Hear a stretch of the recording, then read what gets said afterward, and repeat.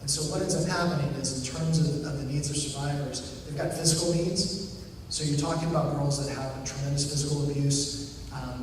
Almost 100% of the girls that we work with have endured either forced abortions or some sort of pelvic inflammatory issues. They've got bruises, scars, previous breaks, they've got damage to their nervous system, all kinds of physical problems.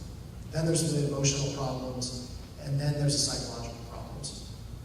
And those challenges can be overcome. I'm going to tell you how. I didn't mean to depress all of you guys tonight.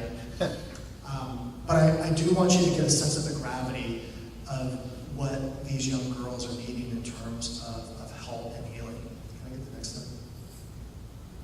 So in terms of my own personal journey, I have 3 kids of my own. They're now adults. But when they were younger, my wife and I came home and we heard about this issue, and we saw a special on NBC called Children for Sale. And it was 2 hours of the most god-awful TV I've ever seen in my life, of little children being taken aside and sold for $30, $60, $90, 10, 20 times a day. And when this TV special was over, my wife and I were just sitting on the couch stunned and decided that we needed to do something. So we thought, at the time, I had a great job. I was working for one of the largest plastics manufacturers in the country. I thought, maybe we'll start a family foundation, we'll fund something with all these kids. So I called a friend at the U.S. State Department and said, is this accurate? Like, is this television special? Is this telling us a real story? And he said, it's the one time that we feel that the media has actually underplayed a situation that was so graphic that we couldn't actually depict what was going on there. So he said, what I would do is, before I respond or do anything, is you need to plan a trip to Cambodia, go and see this for yourself, see what's needed over there, and decide what to do. So we took a trip, went for 2 weeks, and over we just kept encountering organizations saying, what we need is we need someone that can come in here and do an intentional program to help these girls through the process of healing. And so I've got 3 kids at the time. They're 15, 12, and 9. And so I'm sitting on the plane and I'm thinking, I told my kids I was going to Cambodia because Dad makes a lot of money and we're going to start a foundation, we're going to give money to something. And now I'm going to come home and I'm going to tell my kids that I'm going to quit my job, we're going to move to Cambodia, and we're going to start an aftercare program for kids that they don't know halfway around the world. So I got home that evening, and my wife greets me at the door and she gives me a hug, and just was this like warmth of intuition that every good wife has for her husband. She says, I know we're moving to Cambodia, but we're going to have to talk about it in the morning. So we round our kids up, we're deciding, how do you have this family conversation that we're all moving to Cambodia? And we decided, like any good parent, instead of taking it as a group, we would divide and conquer, take them one at a time. But we all decided as a family that we really wanted to go. And I think it hit me at that moment when the family had decided that we were going, that I realized that I've spent all these years of my life raising my own kids with this passion to love them and protect them and to keep them safe. And I'm going over to work with these young girls, and I don't know anything about them. But if I'm going to do right by them, I have to love them with the same intentionality and intensity that I'm loving my own kids with. And so my wife and I made a commitment before we left. We said, whatever we do, we're going to do whatever we would do for our daughters. So we get to Cambodia, and we start working with the U.S. State Department. They have an attaché, a satellite office in Bangkok. And we're having conversations, and they said, what we need is we need a safe place. We need you to create an amazing shelter that will keep these girls from the bad guys getting them again so that they can testify. And at the time, they had 5 really high-profile American pedophile cases, which we were caring for all of those girls. Terry Smith, Michael Joseph Pepe, Terry Green, big cases here in the United States. It set precedent for trafficking law here in the United States. And so during these cases, my wife and I were running the shelter, and they started calling the shelter that we built the Fort Knox of Southeast Asia. I was pretty proud of myself. As a former Marine, I love hearing things like you built the safest shelter in Southeast Asia.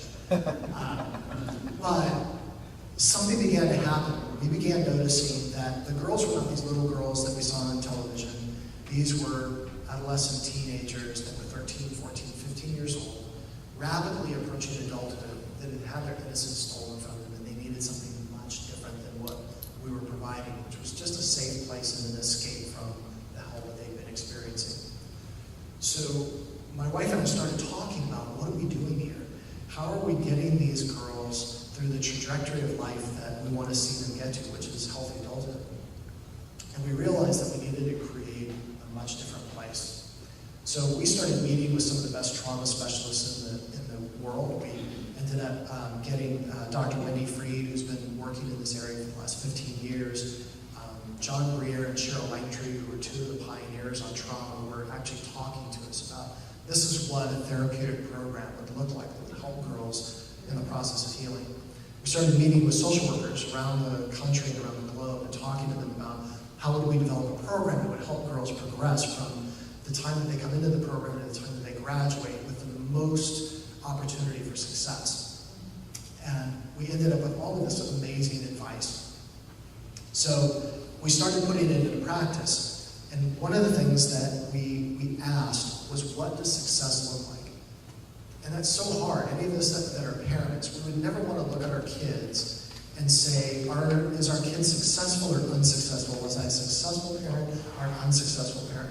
But at the same time, we do that, right? We look at markers in our kids' lives and our own lives, and we weigh whether we think that's success or not. And so we started asking really honest questions of, even though we're doing charitable work, we're helping these girls who have been rescued from sex trafficking, are we really being successful? Are we giving them the best possibility for success in their own lives, and are we doing the right thing by them? And so it put us in a much different position. We started developing a really high quality program. One, because we were driven by what we would do for our own daughters, and second is we were asking ourselves, what does success look like? So within a year, we started seeing girls graduate from this program. And what it is it's a multi-tiered program, so there's levels that girls go through. So they come in at intake, they go through phase 1, phase 2, phase 3, and then they graduate. And that graduation is a big deal. At each level that the girls graduate to, they get a medal that honors the work that they've done. And there's symbolism involved in each one of the medals that they get. And it marks some serious work that they've done in their own souls and their own lives. And now I'm getting teary-eyed. But it helps them to see the progress of what they've come through themselves. But by the time they graduate, what we wanted to do is we wanted to start watching, after they graduate, how successful are they in life. So we started looking at recidivism. Year 1, we ended up having a 25% recidivism rate, 75% success rate. So in my Marine mind, I'm thinking 75%, that's a C. I hate C's. C's are like mediocre. And we started talking to other programs, and it was interesting. A friend of mine runs a drug addiction program, and he said, you know, we pray for the day that we had 25% success because we had a 75% recidivism rate. All of a sudden I started feeling like, oh, maybe a C's not so bad. And so we kept charging along and looking for ways that we could improve, things that we could do better. And so the next year it was 80, and the next year it was 84, and then the next year it was 90. And we started seeing girls that were not only graduating from the program and going on to lead successful lives, but they were coming back and going, how can I mentor other girls in this program and help them maximize their time here? How can I make a difference? So we started seeing huge wins. Well, what birthed out of that is that other organizations around the world started asking us, can you help us do this somewhere else?